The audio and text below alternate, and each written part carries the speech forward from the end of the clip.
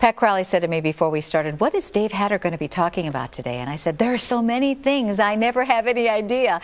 Dave Hatter, the founder and president of Libertas Technology, joins us today to talk about maybe something technology-wise or something Twittery-wise, or what are we talking about today, Dave? Well, Sandy had suggested just possibly kind of talking about online shopping with the holidays coming around, how to do it securely, that always freaks me out. Stuff like that. And we can talk about whatever y'all want. Yeah. How about shopping online? Is it safe, Dave? It is. There's a couple things you got to think about, and we can pull up some sites here and look at it in a second. I mean, really, in the grand scheme of things, all of the major retailers, there's a couple key tips you need to know. If you look at the folks like Amazon or the Barnes & Nobles, or the people that have been at this for a while, you know, there's always a risk that once you buy something from them, that hackers are going to break into their database and get your information. But realistically speaking, if you think about the fact that when you buy something online, there are ways, and I'll show you here in just a second, to know if the transaction as it's being conducted in real time is secure or not. There's encryption that can take place so that as you're communicating back and forth with their server, the data is encrypted, it's scrambled, it's unusable. And most hackers aren't really interested in getting your information as it's being transmitted anyway, because it's just one person. What they really want is the database of all that information. You know, if they can get your identity, if they can steal your credit card number, that's great, but if they can get it for 100,000 people, 1 million people, that's the big prize. So, you know, realistically speaking, the folks like Amazon and the big players out there who are selling things online, it's in their best interest to try and make sure that their systems are as secure as possible, because all it's going to take is one major breach like that. And the damage to their goodwill and reputation is going to have a major impact on their bottom line. So I buy stuff online all the time. It's really, in my mind, simply a matter of, A, stick with reputable, well-known vendors, because it's in their interest to make sure the systems are secure, and they have experience doing it.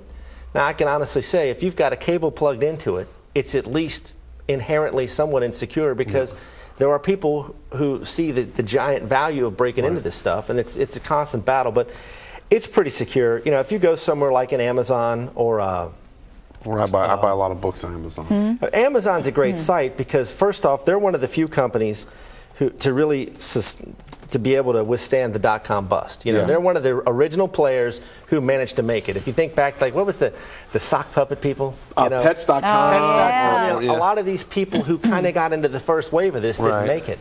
And I think one of the reasons Amazon did is because, A, they get what they're trying to do, and B, they've made the site very simple. You know, if you go to Amazon, and if you look at a lot of other online retailers, even people who have a traditional brick-and-mortar presence, Amazon has led the way in many cases, because if you look at this site, you don't have to be real internet savvy to figure out how to use it. What's the benefit of ordering online? Well, I mean, besides the convenience that I can do it at 2 in the morning or whatever. That's an excellent question. That's one part of it, the convenience. Another part is, in many cases, these places won't have this stuff in inventory, but they've got a giant pool of distribution channels where they can tap in and get stuff that you couldn't get elsewhere. You know, if I'm a brick and mortar store, obviously I can only afford to have so much inventory. You know, I got carrying costs, I got all these costs that go along with that.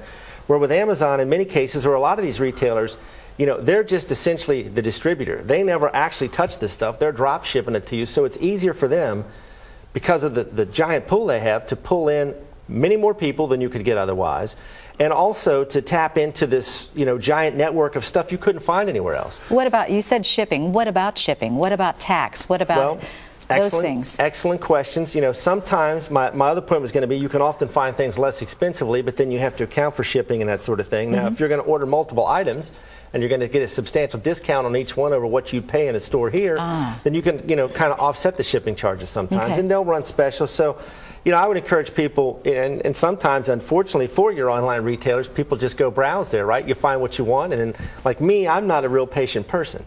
If it's not something, I can imagine that, right? If it's not something you can download, then in many cases, I'm just going to go ahead and go to the brick and mortar store and get it once I found what I want from browsing at Amazon or something. But I like about it because I find a lot of used books that are out of print or you can't find at a bookstore. And I think those, Dave, are people put those on and they can sell through Amazon. They're individuals. Oh, or DVDs. I remember one year when my son wanted the whole Soprano series or whatever, and I thought, I'm not paying an arm and a leg, and I didn't. You know? Well, see, that's another, you guys brought up another great point. Some of these more out-of-the-box retailers like Amazon have realized the value. And, You know, I teach a class at Cincinnati State, and I'm sure if any Cincinnati State employees are watching this, they're going to hate it when I say this, but I tell the students at the beginning of the term every time, this is the book you need. You can go to the college bookstore and buy it new. It's going to cost X. If I were you as a student, I would go to Amazon, I would go to eBay, there are places that just sell used books, and see if I could find it online at possibly a substantial discount. So, and see, that's another thing. A lot of times, like eBay, I mean, you'll be able to find things on eBay that you just simply couldn't find anywhere else. Yeah, I'm a KISS fan from way back, and at one time I had a KISS pinball machine, okay? And I finally got rid of it because it was costing me a fortune trying to maintain the thing. But occasionally I'll go out, the urge kind of strikes me, I'd like to get another one. I think the kids would think that's fun.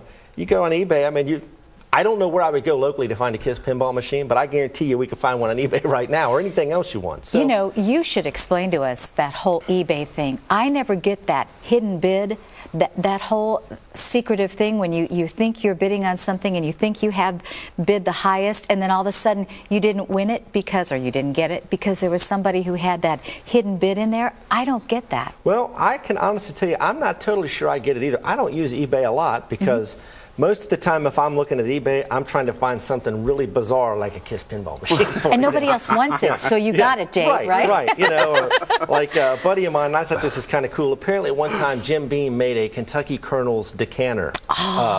Cool. It's like from 1970. Someone gave me one, so I went out one time just to see what it would be worth to sell it. I mean, people are selling these things empty for like $100 on eBay.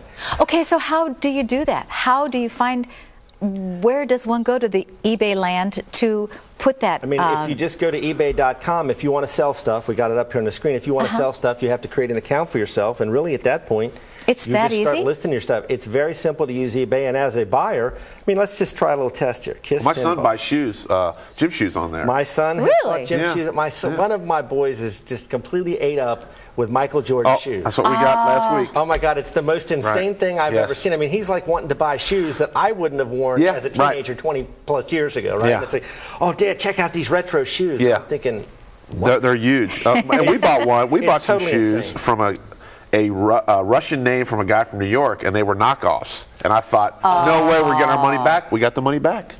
Been down that road before too. I had to put a little pressure on him on email, but I said, look, these aren't what we purchased. In fact, Pat, you have brought up an excellent point, and one of the things that you have to be very careful about when you're buying anything used.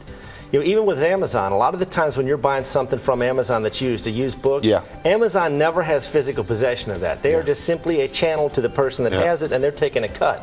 So there's no guarantee you're going to get it or that it is as represented. So you need to be careful when you're buying used stuff. And speaking of cuts, we're going to take a time out right now for some commercial break. Be back in a minute. See, I told you we didn't have to have a subject line for Dave Hatter. He just goes. And we'll be back going with the flow when we return to Northern Kentucky Magazine, ICN.